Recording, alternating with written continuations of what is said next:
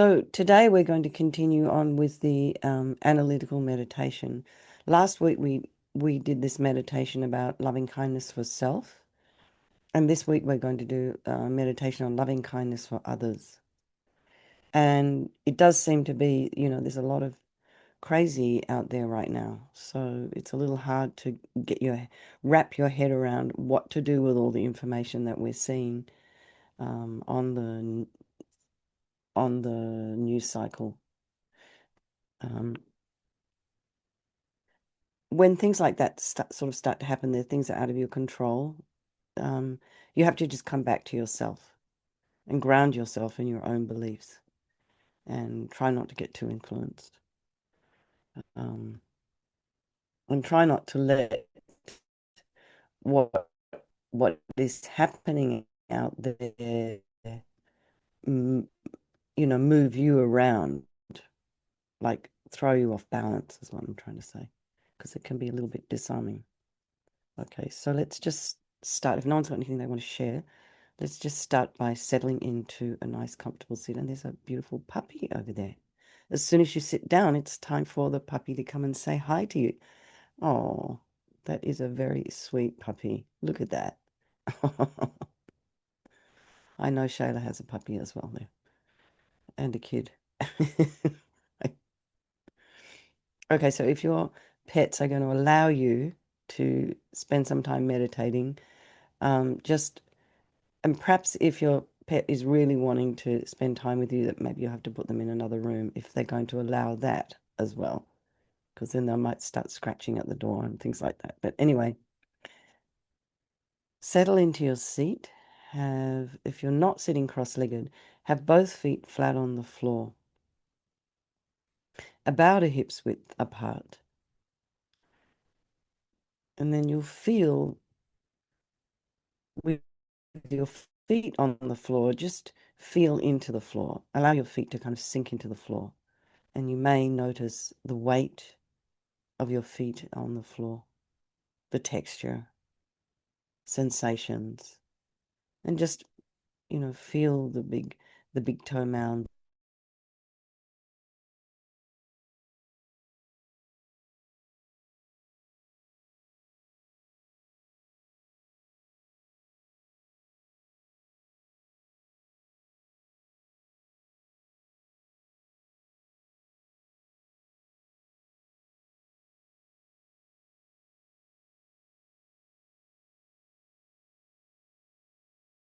feel your hands in your lap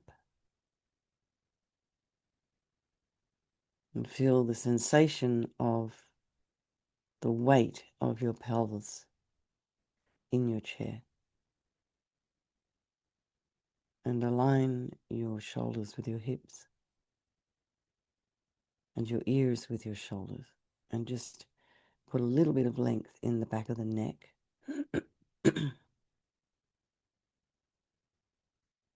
And so how they say is you have your head, a little bit of length in the back of the neck. The head is tilted forward, the chin is down. And if your eyes were open, you'd be looking at you know, a spot maybe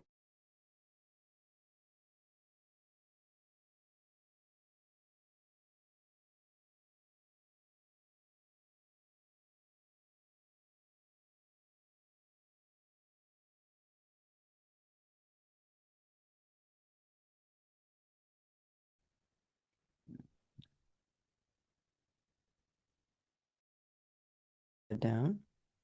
You're going to be feeling really sleepy. If your chin is too high up, you're going to get agitation in the back of the neck. Excuse me.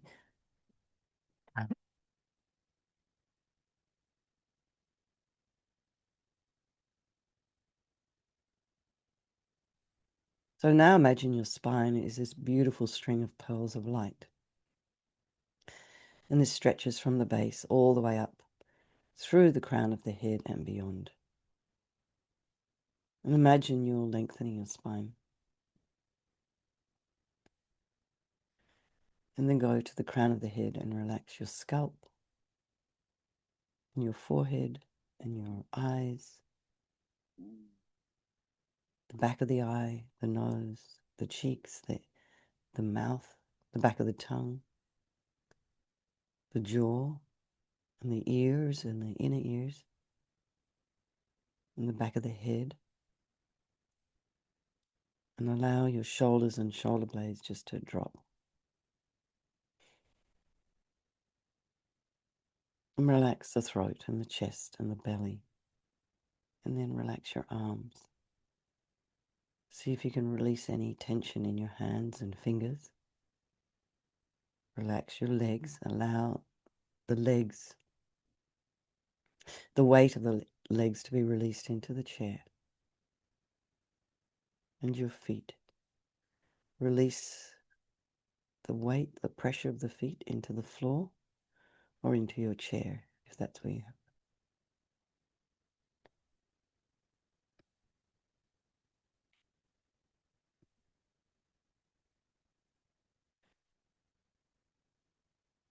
And just bring your mind to the sensations of the breath as you inhale and exhale.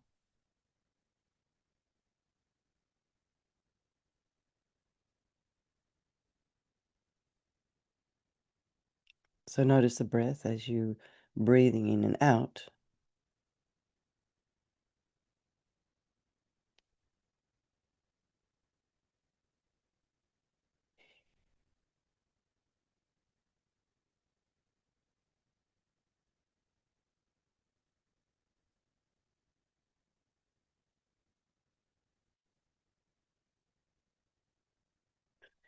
Feel the sensations around the nostrils.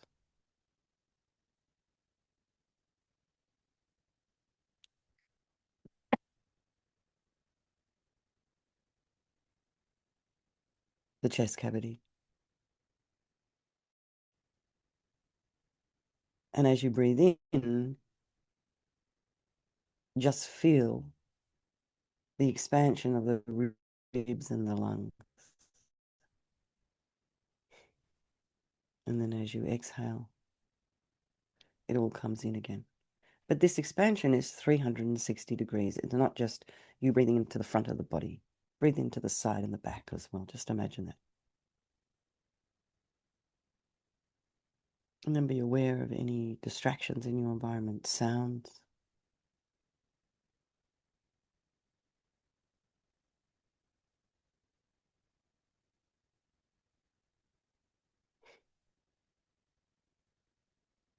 Notifications coming across your screen on your phone, your pets.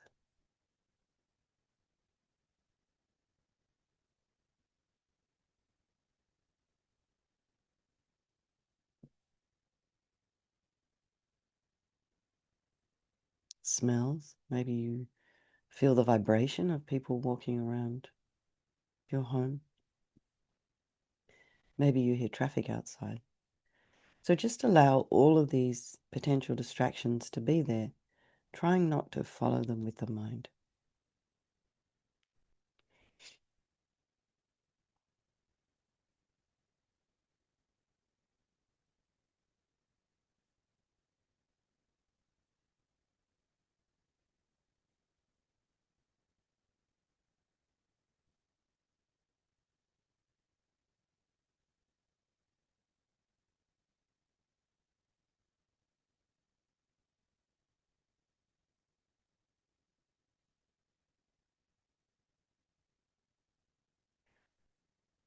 So I want to just welcome Kylie because she just arrived. Kylie, this is our last session in a series of five-week course. Of course, you're very welcome to continue with the morning meditations. That would be a really good place to start, to keep coming.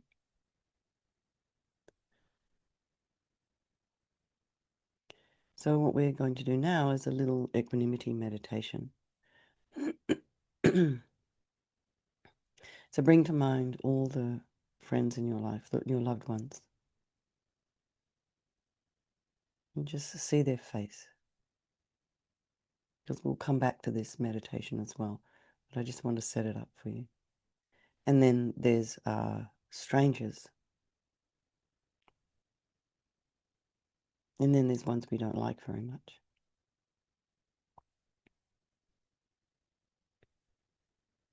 And then, due to impermanence, these relationships, we think that they're your loved one, they think you're your best friend, and then something changes, and this relationship changes. And it can go both ways. The one you didn't like can become your best friend, but this is due to impermanence.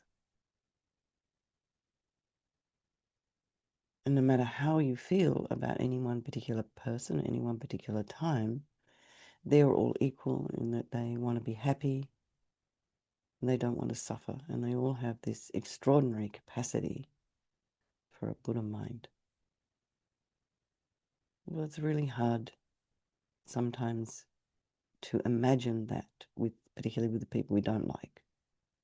Because we think the ones that we love and adore, of course they have these qualities. The ones we don't like so much, we don't see those qualities. Their mother might, we don't. So now just for a moment, just we'll meditate maybe, just 2 or 3 minutes. Just focusing on the breath, breathing in and breathing out. That's all you're needing to do. Just focus on the breath. So you can focus on in order to anchor yourself, you can focus on the sensations of the breath at the base of the nose, or the tip of the nose, or around the nostrils, or in your chest cavity. Feel the sensations there. Some people like to feel the rising and the falling of the belly.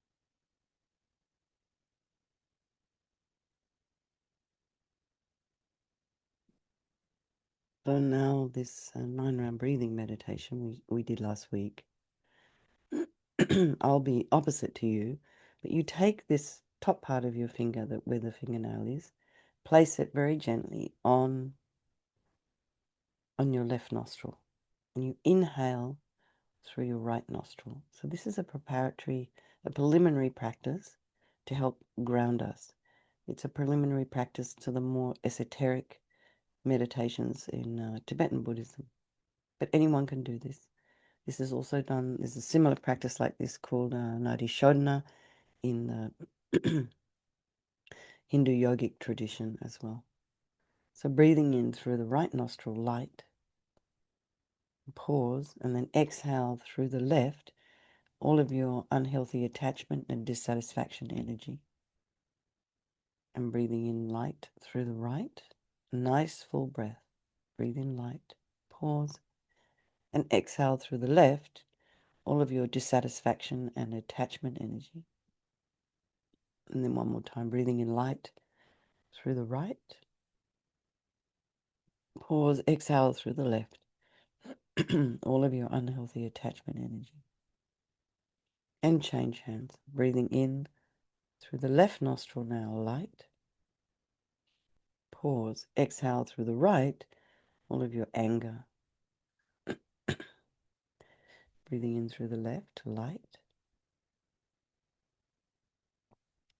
Pause, and then exhale through the right, all of your anger. Breathing in through the left, light. Pause, exhale through the right, all of your anger. And then breathe in through both nostrils, light. And pause, and then exhale all of your ignorance. So in this particular tradition, in the Buddhist tradition, the Tibetan Buddhist tradition, ignorance is about not understanding or appreciating this idea of this natural law, cause and effect, karma, and also not appreciating this idea of we don't really know the way things truly exist. So they talk about this idea of emptiness, not, understanding that things are a dependent arising. Things don't just exist from their own side. You can also, if you're not particularly Buddhist, you can also just think whatever you understand ignorance to be. So breathing in light and exhale all of your ignorance. So ignorance also causes a lot of confusion. So just exhale all of your confusion as well. So breathing in light, pause, and then exhale all of your confusion. And one more time, breathing in light, pause, and then exhale all of your confusion. And then we start again, round 2, breathing in through the right nostril, light, and then exhale through the left, all of your unhealthy attachment and your dissatisfaction. Breathing in through the right, light, and then exhale all of your dissatisfaction, unhealthy attachment. And breathing again, light. Pause and exhale all of your dissatisfaction. And breathing in through the left nostril, light. Exhale through the right all of your anger and bitterness and grudges and disappointments and jealousy. And then breathing in light. And then exhale all of your anger. And breathe in light. And exhale all of your anger. And then breathing in both nostrils, light. And then exhale all of your ignorance. And just repeat, breathing in light through both nostrils. And then exhale all of your ignorance. And one more time, breathing in light. Exhale all of your ignorance and your confusion. And we do one more round, breathing in light through the right nostril. Pause. Exhale through the left, all of your unhealthy attachments, all your grasping and neediness. Breathing in light through the right. Pause. Exhale through the left, all of your unhealthy attachment.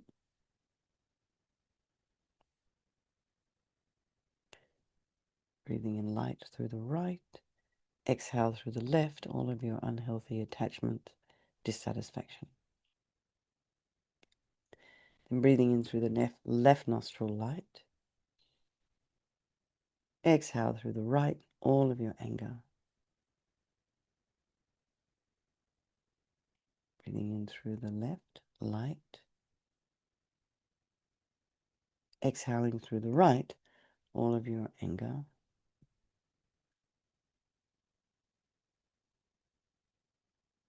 Breathing in through the left, light.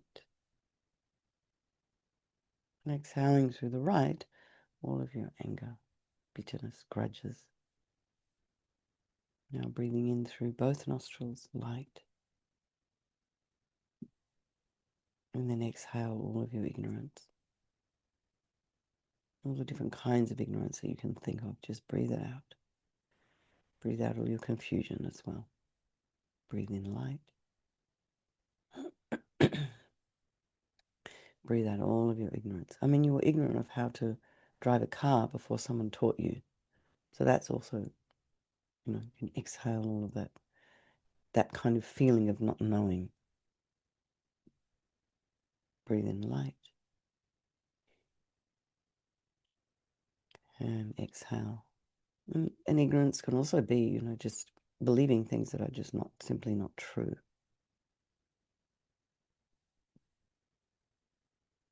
It kind of really messes your brain up.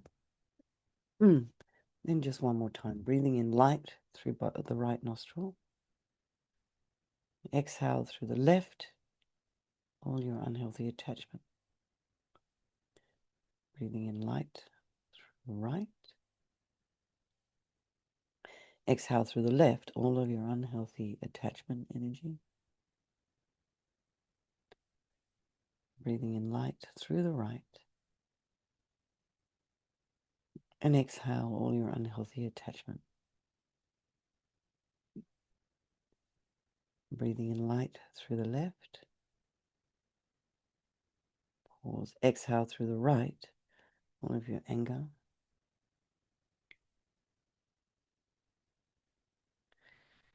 Breathing in light through the left. Exhale through the right, all of your anger.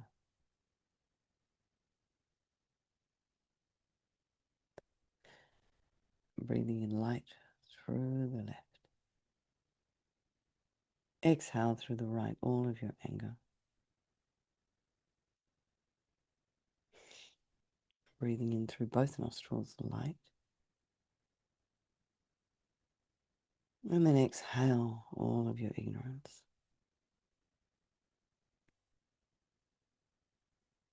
Inhale all this light. Exhale all of your ignorance.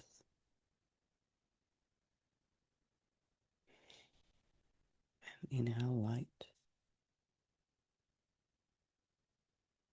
And exhale all of your ignorance.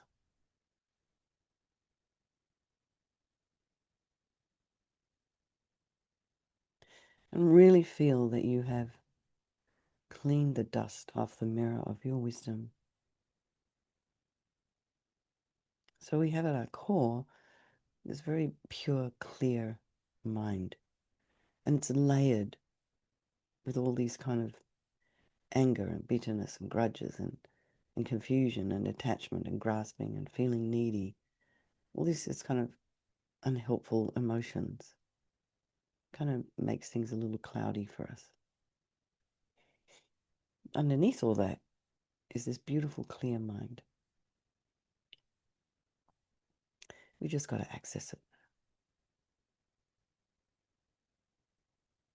So now we meditate again for another 3 minutes, focusing back on the breath. And just notice where you're at now compared to, 30 minutes ago, 28 minutes ago.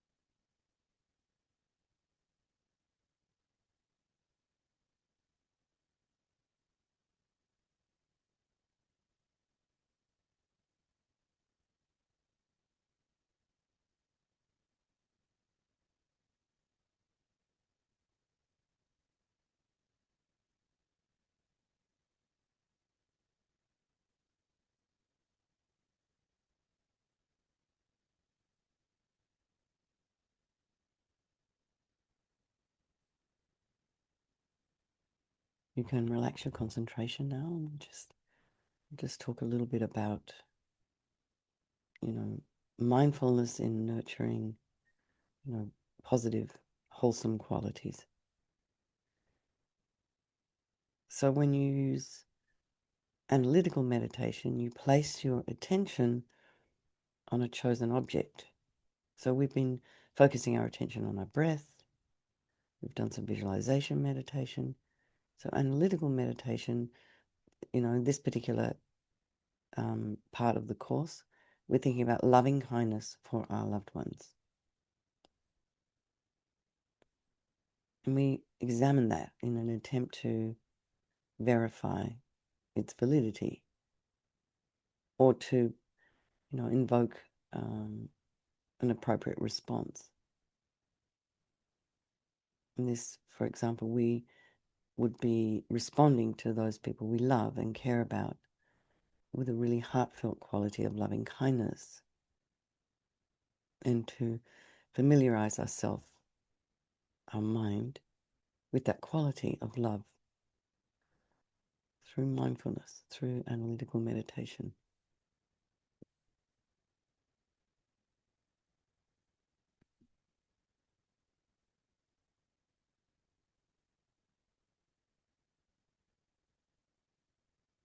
So there's a number of ways to approach this type of analysis.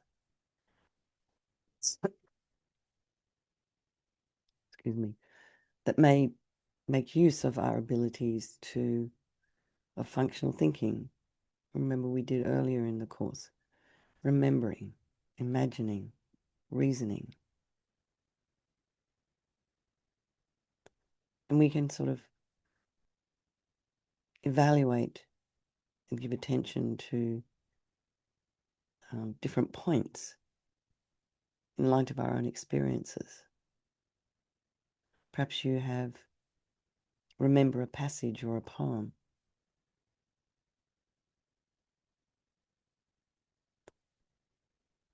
So you can follow a sequence of steps in the reasoning process and determine whether you're convinced by the logical conclusion.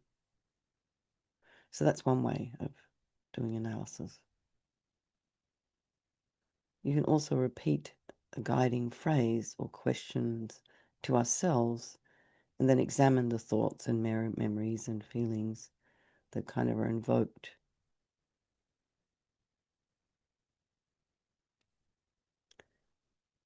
So with mindfulness, we hold our attention on this topic of loving kindness for others and keep returning to it when we get distracted. So this our old friend introspection is helpful in monitoring and alerting us when we are traveling away somewhere. When we remember a past act of kindness and love from our loved ones, or we identify an aspect of their life that we admire or cherish, or something about them we admire or cherish, we respond by bringing to mind this loving intention that really does sincerely want them to be happy and to be with all the causes of their happiness. And when we repeat the phrases of loving kindness, this helps us to strengthen these loving thoughts and provide a basis to act on and stabilize and nurture loving kindness. So basically, we got to practice.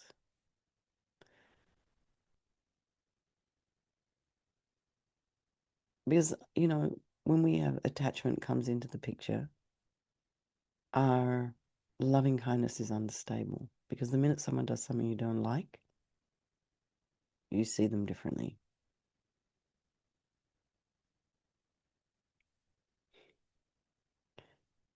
So when you practice mindfulness in the context of analytical meditation, it involves thinking, reflecting, and reasoning.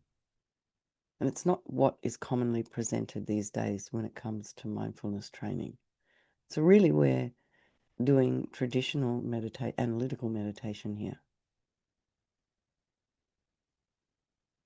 And it's a valid way of using our ability to be mindful in conjunction with clear functional thinking and to really nurture and better understand these wholesome qualities that we have within us.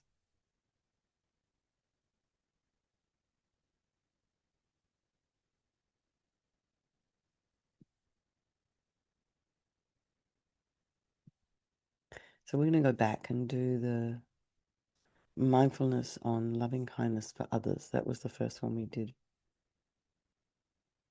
except we're going to do it for oneself. I am going to do both. I want to do loving kindness for self first. And we've done this, we did this last week, but where did she go? She's gone. Lost someone. All right. She left. But there may be other people here who weren't here last week. We'll do this loving kindness for self. Does anyone have any questions before we continue? Are you understanding the connection between analytical meditation and developing loving kindness for yourself? I think we think love is just some kind of vague thing. We don't ever try and analyze it or focus on it or try and invoke it. So I'm wondering if people have any thoughts about that. If not, that's okay. All right. Did you put a hand up, Phyllis? No, you didn't. You were just thinking. All right. So just return to your body, the sensations of the body. We're just kind of settling ourselves back into meditation and notice areas of softness and ease and relaxation and comfortable feelings. And can you welcome these feelings and allow yourself to enjoy them while they're here? And also notice areas of tension or tightness and uncomfortable feelings, discomfort. And can you simply acknowledge them for the time being and don't feel that we have to change them immediately for the better? Maybe just let them be. And so check in with your face, the sensations in your face. And are you tensing up any facial muscles? Forehead, eyebrows, your eyes, the back of the eyes, the jaw. Can you very gently relax these muscles and let in a different feeling, one of softness and ease and comfort into your face?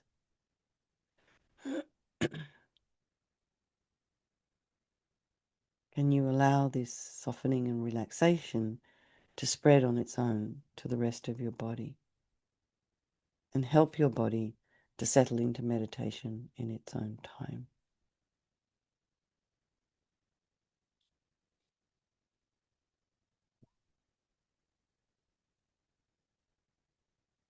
So with this meditation on loving kindness towards ourselves, we can choose a few simple phrases that best express our understanding of what it means to love and to care and to show concern. May I live in safety. So you're wishing for yourself to feel safe and secure in your life. That might also be security in your home, housing security, food security, security in your relationships. May I be happy, wishing oneself to feel joy and cheerfulness and happiness in the mind and heart.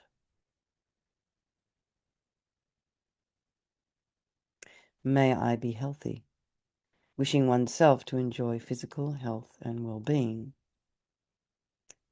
And may I live with ease. wishing one's daily life and work to flow smoothly and easily. May I live in safety. May I be happy. May I be healthy. May I live with ease. May I live in safety. May I be happy. May I be healthy. May I live with ease. May I live in safety. May I be happy. May I be healthy. May I live with ease.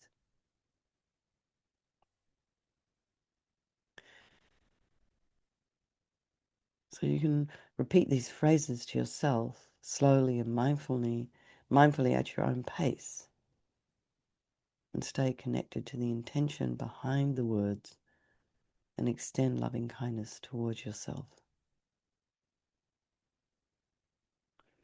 May I live in safety. May I be happy. May I be healthy. May I live with ease.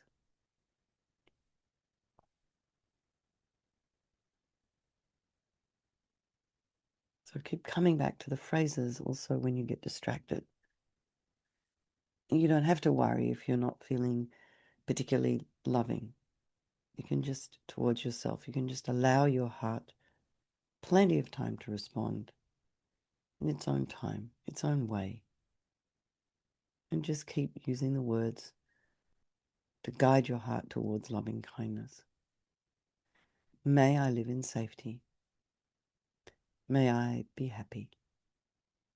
May I be healthy. May I live with ease.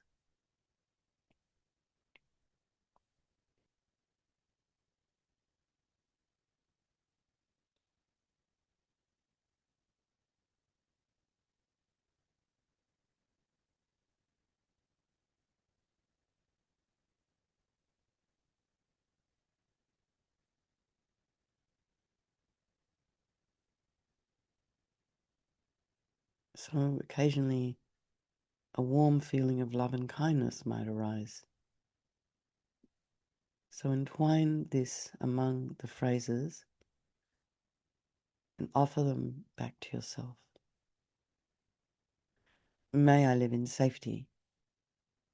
May I be happy. May I be healthy. May I live with ease. May I live in safety. May I be happy. May I be healthy. May I live with ease.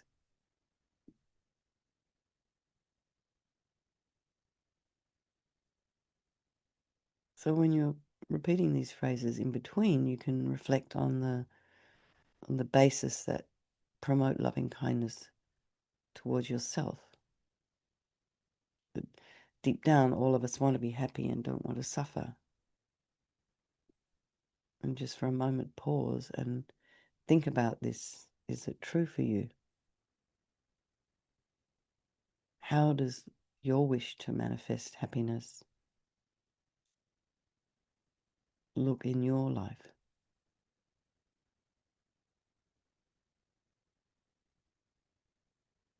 And when we feel ready, you can come back to the phrases and continue to offer loving kindness to yourself. May I live in safety. May I be happy. May I be healthy. May I live with ease. May I live in safety. May I be happy. May I be healthy. May I live with ease. So there may be other reasons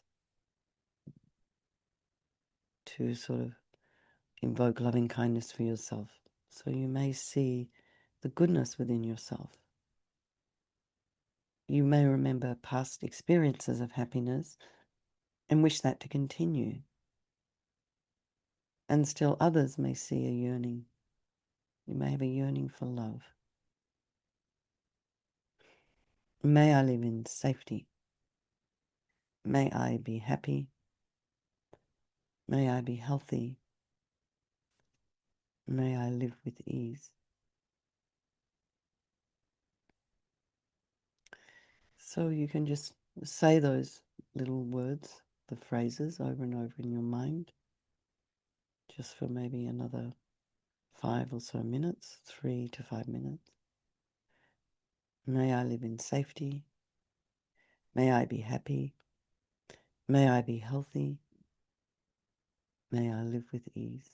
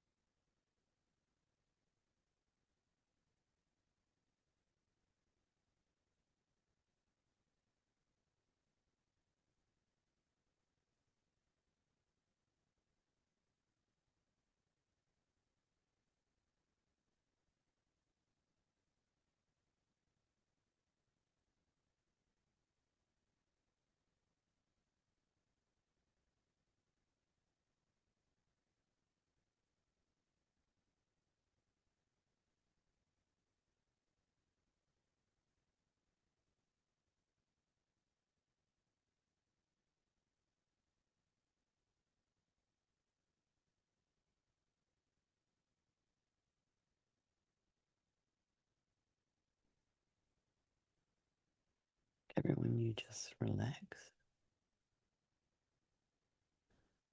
Does anyone have anything they want to share about that meditation?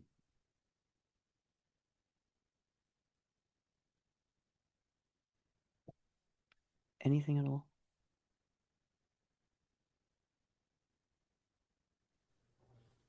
Well, to me, that just shocks me that how often I don't put myself, just reminding myself that, yeah,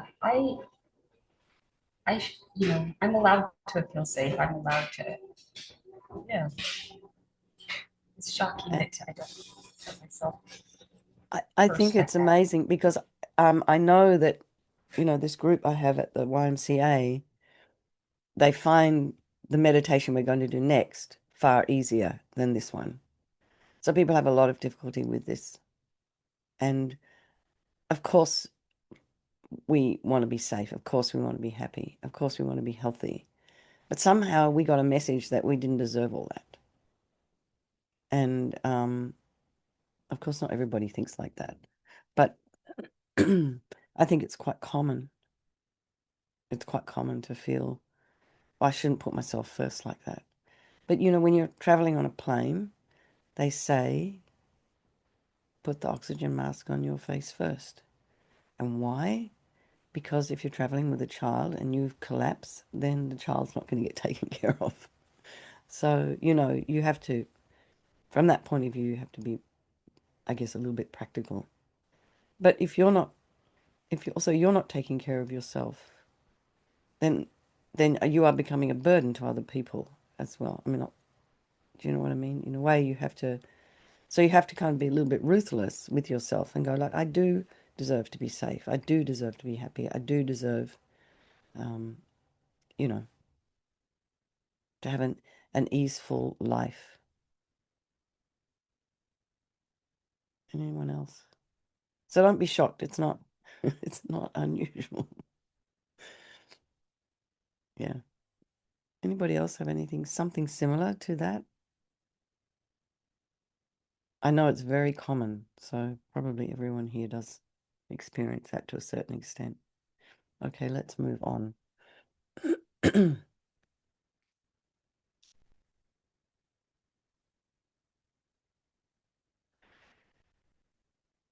So now we're coming to this idea of mindfulness in our daily life.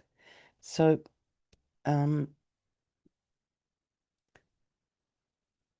so all these techniques that we've been learning this past 5 weeks, we can become like a little toolbox. These become like inner resources to support us when we're in times of stress or challenge. You can, Excuse me, Venerable. mm-hmm. I apologize. Rich needed to say something, but I had her muted. I had everybody muted. You what? Rachel wanted to say something, but I had Oh, everybody muted. And sorry. okay, Rinchin, that's fine. Before I continue. I've done this meditation, but I've had to do it where I've had to focus on someone that I cared for very much first before I Mm-hmm. could do myself in order to feel that feeling of love and warmth. Because to start Interesting. with myself, it doesn't work as well. Okay. Start with someone else and then go to myself. Okay. It's easier. Okay. And I know that.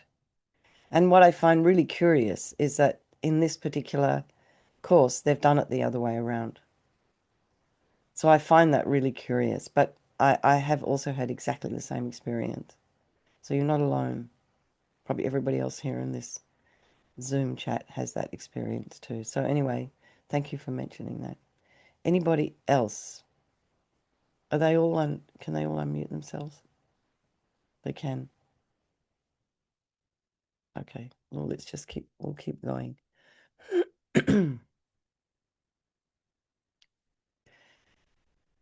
So also some of these meditations we've done, you can kind of be in touch with your body, be in touch with your mind, and then also become kind of aware of what tends to move you from off your center.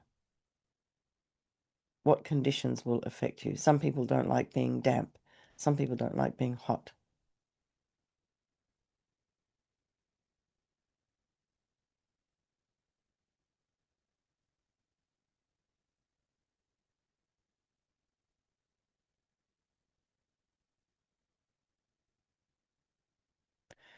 Some people have a lot of rumination, for example, negative self-talk. And so kind of, weakening the habit to engage in negative self-talk.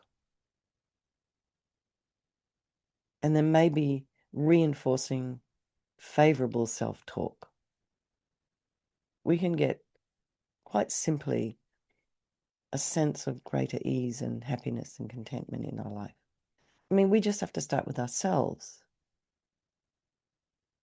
Some of the things that we say to ourselves, if you were to write them down and you were to show a friend and go, look, this person said this to me the other day, they go, oh, that's a really awful person. Why are you still friends with them?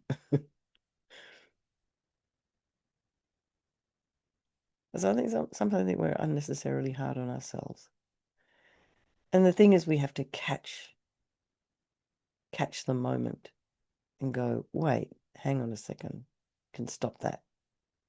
And maybe replace it with a more favorable thought or favorable thought. So we do need to rely on some kind of regular practice. And this can take place as formal meditation sessions. And you set aside time of maybe just even as little as 5 minutes to nurture all these qualities in ourselves.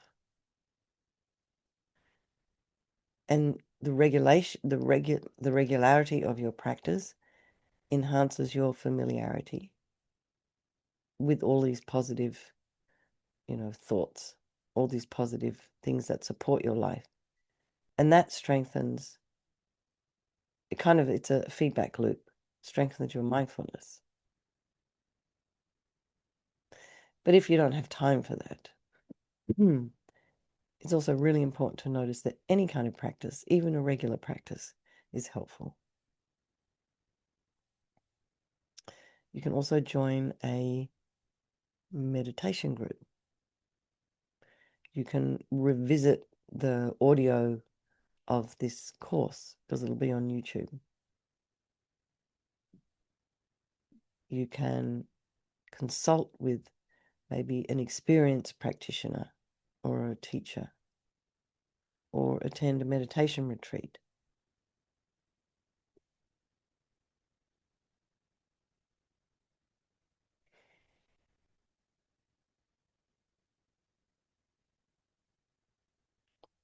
So I want to come back a little bit to this idea of introspection.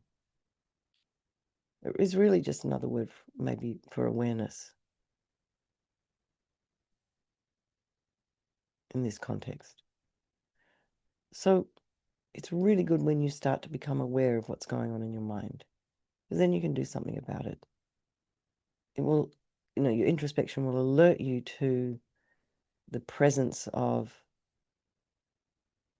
kind of, maybe they call them in this tradition, delusions, like negative self-talk, for example, anger, bitterness, grudges that we did at the beginning. And sometimes these kind of unhelpful states affect your thinking and the choices that you make.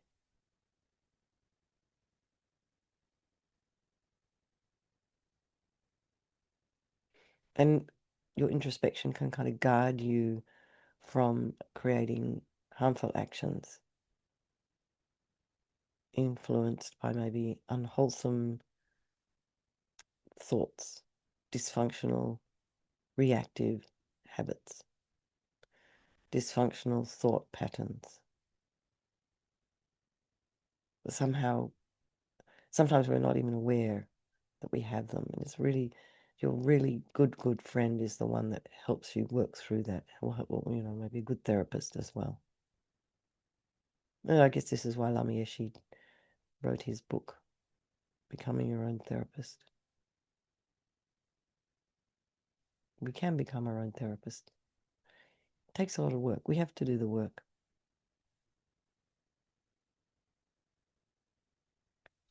So I want to go back to this idea of loving kindness for others. But does anyone have anything they'd want to share or ask about? You lost somebody. Okay. No? Yes? No? Keep going? Okay.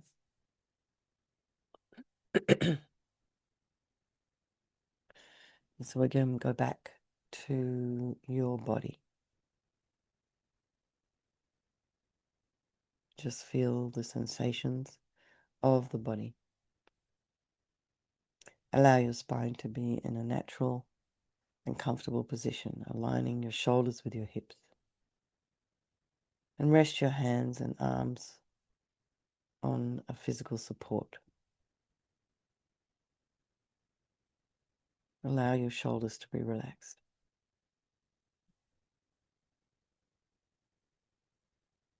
Notice areas of softness and ease and relaxation with comfortable feelings. And see if you can welcome these feelings and allow yourself to enjoy them while they're here. Maybe there are areas of tension or tightness and discomfort. And can you simply acknowledge those for the time being, not feeling that we have to change them immediately for the better, just let them be. And then come back to your face. Are you tensing up any of the facial muscles? Or the forehead, around the eyes, at the jaw? Can you gently relax these muscles and let in a different feeling, one of softness and ease and comfort into your face?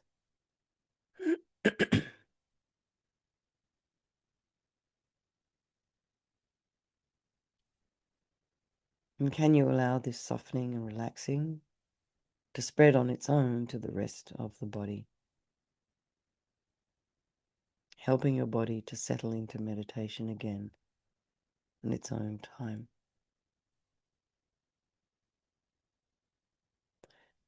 So bring to mind all of those people of your life that we thought about at the beginning of the session. Just have them there for now. Just bring them back to your consciousness. And these phrases that we just did for ourselves, this nice way to express what it means to love, to care, and to show concern. May you live in safety. So wishing others to feel safe and to have security in their life. May you be happy. Wishing others to feel joy and cheerfulness and happiness in the mind and heart. May you be healthy. Wishing others to enjoy physical health and well-being. And may you live with ease. Wishing others' daily life and work to flow smoothly and easily. So bring to mind the important people in your life, one at a time. And just allow a visual image of the person to appear to you. And just for a minute or two, reflect and examine what you know about this person, their experiences, their past and present experiences, their life story. You know what they like, you know what makes them laugh, you know their hopes, you know their fears, you know what agitates them, you know what makes them laugh. You might even know what kind of toothpaste they like.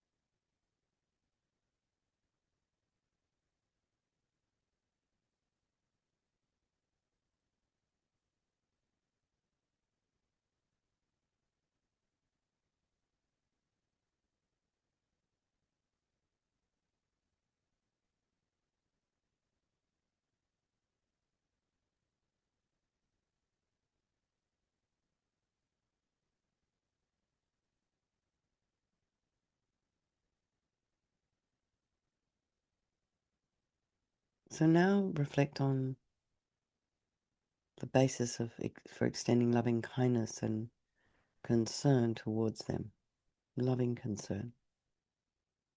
So think about their good qualities, their kindness towards us, towards you, their love for you. Maybe just reflect on their natural desire to be happy. This one is universal.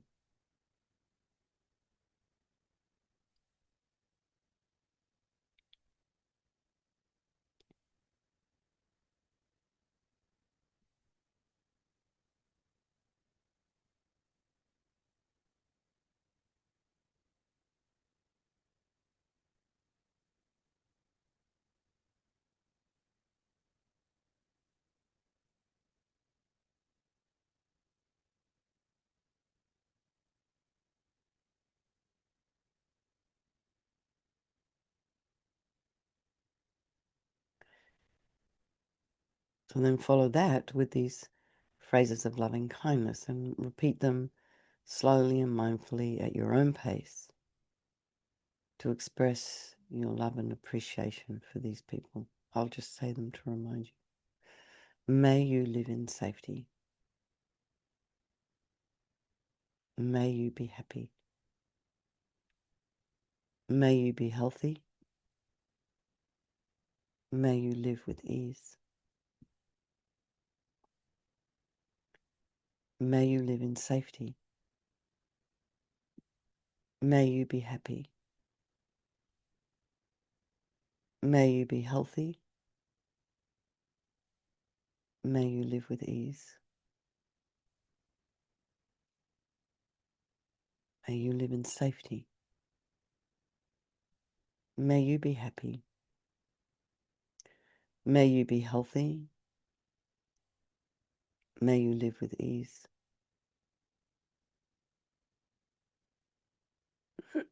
So as you're doing this meditation, come back to the phrases when you get distracted. So you don't have to worry if you're not feeling particularly loving. But I think, as Rinchen said, it's easier to do this for others than for self. So just ask yourself what that's about. Why is that? Do you value that other person more than yourself?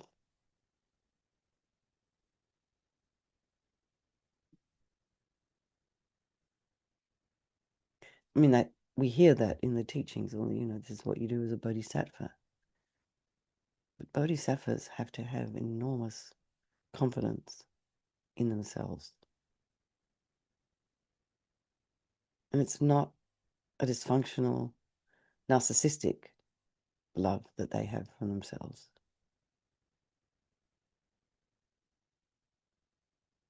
It's great respect. So think about when you're not feeling like you deserve to feel safety, to feel happy, to be healthy, to have an easeful life. When you actually say those words to yourself and you feel that it's not as easy as if you were to bring your best friend or your spouse or child in front of you and say those words to them. Why is that? It kind of diminishes you.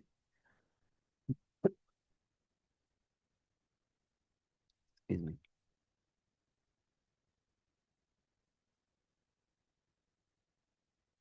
May you live in safety. May you be happy. May you be healthy.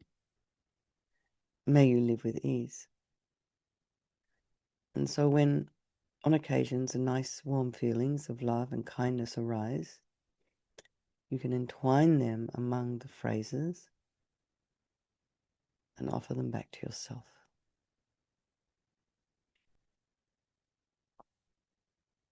May you live in safety. May you be happy. May you be healthy. May you live with ease.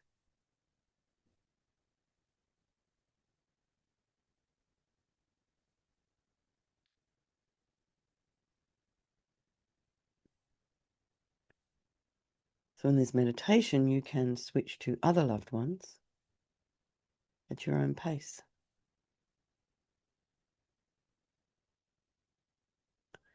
And for each of them, you can repeat the reflection,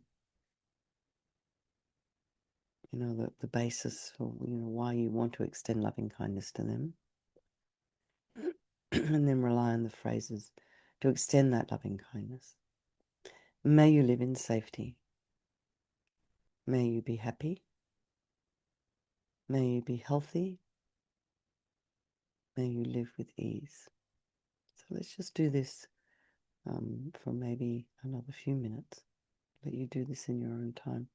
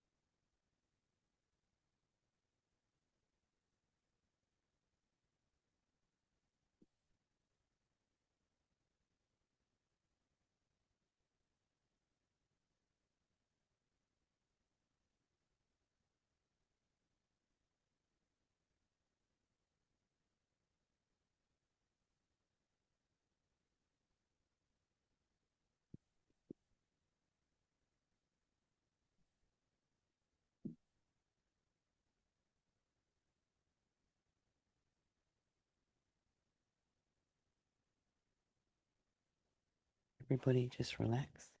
We have about 15 minutes left. So I really want someone to share their experience, if you can. I would like to speak. I have a Go lot, on, Phyllis. I had a number of things that came up. Uh, Yes. I'll say the first one because it's difficult for me, but when I do speak up, then um, I go over it and over it and over it later, when I go to bed. Oh Because no, don't do that. I know. And Like I should have said this or I should have said that. Why did no, I say this? I shouldn't have spoken at all. It's too, Oh, no, no. Okay, you can stop that one. Look, Anthony's there right with you. okay. So then then I've got two others. You said something during this meditation about you value others more than yourself, like doing bodhisattva, um, doing It's one bodhisattva of for Mhm. someone else. Um, and that's really what I do. I mean, it's like so much easier for me to um, say that prayer for anyone else, and that's my work, is what I always look Right. at the Yeah. positive part of everybody. And but me, I'm on the rack all the time. So Yeah. it's a relief to be able to um care about someone else. But what you made a comment about, what does it take to do that? And I had wandered off for a second. Oh, interesting. I know. But I really want to hear what you said. I went, so what about being about, like taking on that action? You said that takes a lot of strength to do that, but you have to be really, what, Self-confident. self-confident. I mean, I'm sure of it when I do it. It's like, oh no, this person's life is at stake. I'm going to go help no matter what. And in your work as a therapist, right? You're Yeah, probably very confident right there. You know yeah, exactly what you're doing. I do. You know how to help people. You know what to say at what moment in the session. It comes through. Yeah, Yeah, it comes through because you've had how many years of doing that? 51. 51 years I of, love of it. I love being there in that setting. Do you know? yeah. So that's a natural place for you. And you're not going around boasting about it. You're not making a big show of it. You're just right there with it. Right. In fact, I never get credit. Right. Sometimes when I'm having a bad day, so nobody ever knows what I'm doing. Yeah. Go ahead. So in a way, I guess it's just an analogy. It's sort of a normal, conventional kind of analogy. There's just a confidence, there's strength, There is. and there's, in that it it takes a lot of courage to be a bodhisattva. But the bodhisattvas know exactly what they're doing, and they know their own limits. Right. Well, you would say a bodhisattva doesn't have limits, but uh, you know, people, if you know where you're at, you know what your limits are, you know where your breaking point is, and it might be in a different place in a different day. Right. You show up differently every single day depending on you wake up in the morning and you might be in a different place than you were yesterday. Well, I know the last morning I woke up with helping someone who is a friend and was driving an hour to go and help him. The last morning I was mad. I was angry. And I went anyways, but I didn't have to do any more caretaking after that. Finally, the family kicked in, but it was, I just was so angry. I couldn't get over being angry, and I knew that I had hit my limit, right? Right, yeah. So you probably hit your limit before you got angry. So Yes, the point would be to know when can I draw a line in the sand? but I couldn't when, I mean, the person was beginning to run a fever and had trouble breathing. Really, I mean, luckily, yeah, it was really critical. I had to Yeah. go, even though I didn't want to. So here's the other one about, I had a couple other questions. What happens to me when I first sit, like the first half hour we were sitting, it is really hard for me not to fall asleep. Hmm. And I mean, I stayed with it, but I have to keep my eyes open a little bit to stay Hmm. awake. Hmm. But that's even true in the morning. It's not just in the evening. It's just the minute I go into that relaxed of a state, I, I, I want to fall asleep. So meditation, this side effect is relaxation, but the point of meditation is to sharpen the mind, is to Right, clear the mind. right. So you're working with dullness there, Yeah, this just sleepiness. right. In the traditional Tibetan Buddhist, um, in terms of karma, they would say that's, anyway, I won't say what that is, but it's, there's a karmic, it's a karmic result. But what you can do in order to counteract that, you can imagine maybe light in the center of your brain. That's one Okay. thing. Oh, You, interesting. you may have heard of that before. No.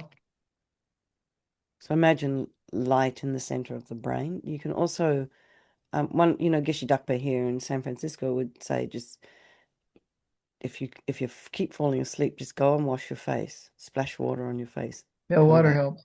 Does help.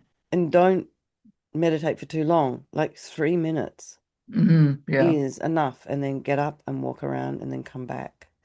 So you may be relaxing a little bit too much in your Maybe chair there, tired. I may be really tired. and maybe you're just really, really tired. I am. Yeah. So maybe meditating when you're tired is not super helpful. I'm not sure when I'm not tired. You're tired all the time? Okay. Pretty tired these days. Oh. And I had another question, but I Mm. like the light in your brain and the meditation you did this morning. I mean, I sit, Body of light one. yeah, that Hmm. was amazing. Did you Oh, I fall love asleep in that. that one? Yeah, I really, really like that. Oh, good. You didn't fall asleep there. Well, I had to get up. I sat with my eyes open and paid attention to you without trying to be in meditation. Oh, But I I see. still Okay. really got it. Do you know? I mean, I really heard you. So here's the other one. When in the evening, when I'm even more tired, right, than usual, um, I when I go into meditation of any sort, and I do, I see all these faces and people, and I have to open my eyes to stop all the images from coming through. I don't have that problem in the morning or earlier in the day, but boy, in the evening, I just, woo, there's just this whole crowd of people that come through. Is that after you've seen a lot of clients? No, no, it's every evening I would say when because yeah, just any meditation at all, I've got to open my eyes again somewhat or look straight ahead so that I don't see all these faces and people. They're not bad. They're just, what are you all doing here? I don't know. Could you think about that differently? Okay. So are they all strangers? Yes. Okay. So you know the friend, enemy, stranger meditation we do? No. The equanimity meditation. I do it every time, pretty much. You know, how the friend, the enemy, and the Oh, stranger, right. they're all the Yes. same. Okay, I do. So, I mean, it could be interesting. It is one question, why are you all here? What are you guys doing here? Why- Yeah. The other thing you could do is like, hello, and just recognize that, take a step back from the visualization and just recognize that they're all these group of strangers. They all want to be happy and they Oh, don't want to suffer. oh, that's good. And they all have this unbelievable capacity for a Buddha mind. Yeah. Oh. You might find that they'll disappear. We'll try it and see what happens. And then I if was that doesn't also work, thinking of the safety, yes, safety, exactly. happy, healthy. May you live in safety. So Right. Maybe. in a way, you're not rejecting them, you're not pushing them away, but Right. you are offering them something. Okay. That's a nice idea. I'll try that one Try tonight. that. See how we They do. may be there may be ghosts of the past. They're Really? Yeah. Yeah. wanting something from you. I don't know. Or the future, right? Yeah. Thank you. Shayla's just put it Good. Thank you, in the Shay. chat. Yeah. Anybody else? Oh, sorry, Phyllis. No, Do you have just any? Is that appreciate. it? Thank you. Thank you very much. Okay, my pleasure. Anyone else? Oh, Anthony. Yeah, just to kind of in relation to what Phyllis was saying, just I do find morning meditation a lot easier. Mm-hmm. In the evenings, I think, you have all the stressors from the day and that Yeah. type of stuff, so it makes it a little more difficult. So the morning's much fresher, much clearer. Yeah. And then with the meditations we were doing today and last week, and I'm kind of trying to unpack it in my head, but the living in safety, towards myself, it just seems so foreign that it's not a concern I have, which but there's so many people in the world where it is such a big issue. So I was just kind of just seeing that comparison, I guess. And, I know people who, are directly affected by a lot of stuff going on in the world and maybe not necessarily living in safety. And I don't know. So I was just noticing that within myself, I guess, this evening. So, Have you had any training in either the military or the police or anything like that? Oh, interesting. yeah. Do you have any martial arts training? No, nothing formal, nothing extended. But you feel you could protect yourself physically if you needed to. Yeah, it's just, it's yeah, I could, and it's just not something I'm concerned with in my life. Yeah, These other aspects, being happy, healthy, living my life with ease, is something I'm really striving for, and just the safety aspect of it. But it is very important, and it was just really coming up that I wasn't noticing that for myself, but there is it's a real thing, I guess, in the world. So it is. So you are obviously already living in safety and um, you have a roof over your head and a beautiful dog. yeah, And I don't know who else is there, but anyway. Um, so you could maybe change that to, may I continue to live in safety? Because, things could change any minute, as we have seen in some places here in the US. Things have changed in some, for example, in Minnesota. yeah, All of a sudden, it's gone from a peaceful American city to something that's not so peaceful. And um, for me, it feels a bit of a disconnect. I see all these images on the news and I step outside and I see deer in the forest and my organic food shop, and everything seems normal and peaceful and happy, and everyone's getting about with their life. And so the question for me is like, may I continue to live in safety? And that doesn't just mean me, but also my whole community here, because if they're not living in safety, then I'm not. So it just kind of goes out as well, like if my neighbors aren't living in safety, then I'm who's going to be next kind of thing.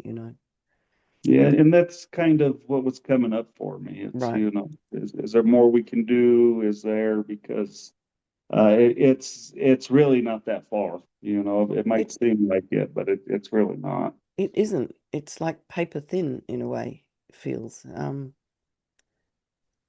Yeah, and it's coming in every single group I'm leading meditations in. It's an issue for people, like sometimes people are even afraid to express it because it's either they're afraid to express or it just makes it too real.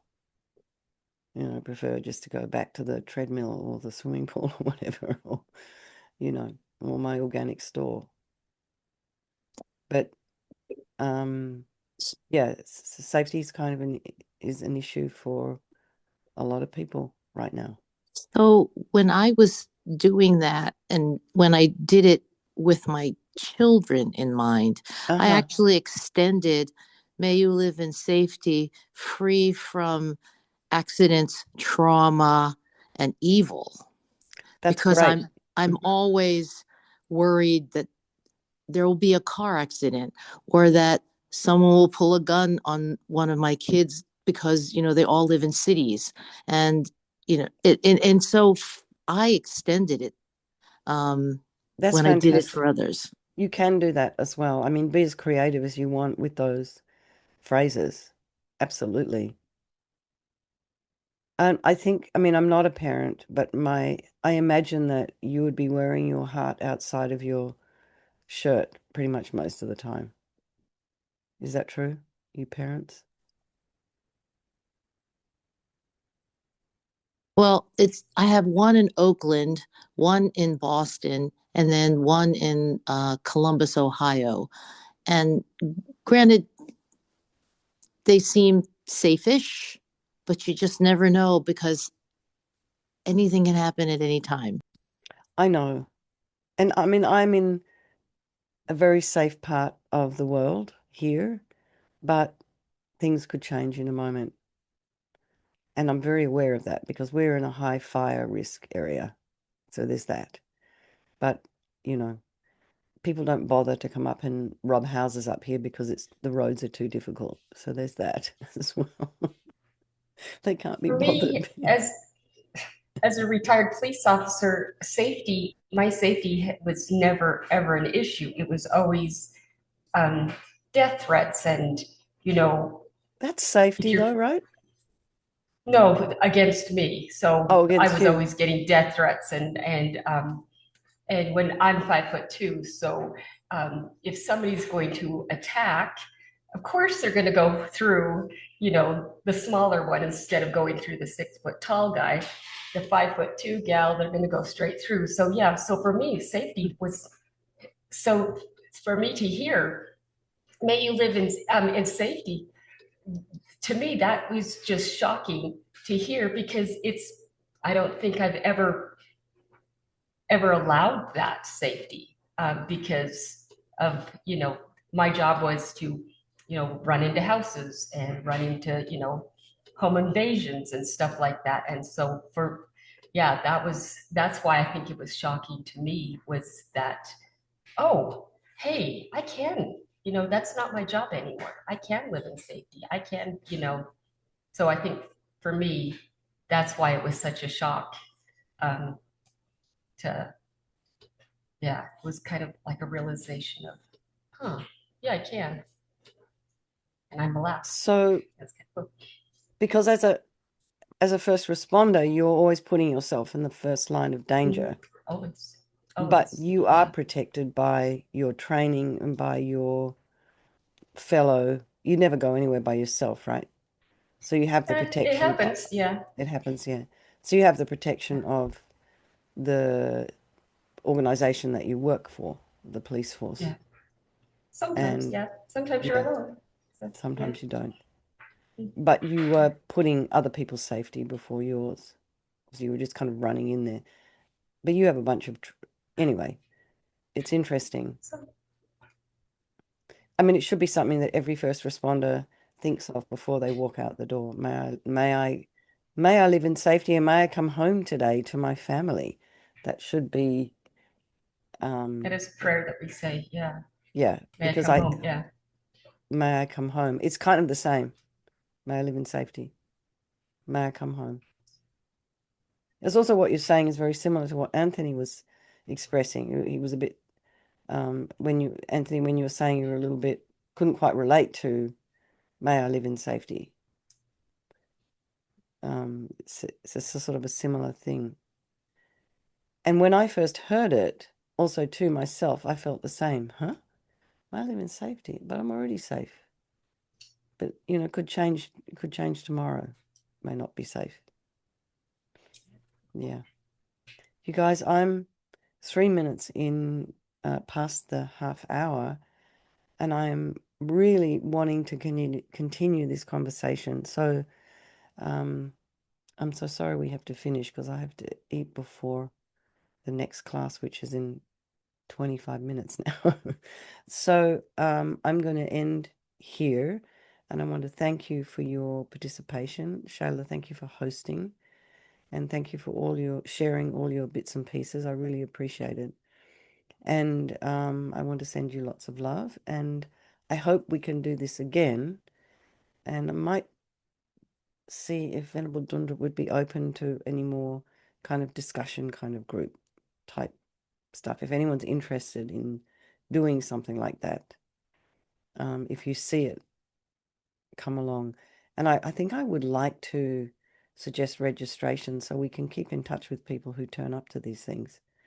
And then we can invite you back to other things. Anyway. All right, everyone. Thank you so much. I hope this course was helpful. I hope you got something out of it, even if it was only a tiny, tiny little thing. And Phyllis, may you never fall asleep during meditation again. Anthony, may you always be safe.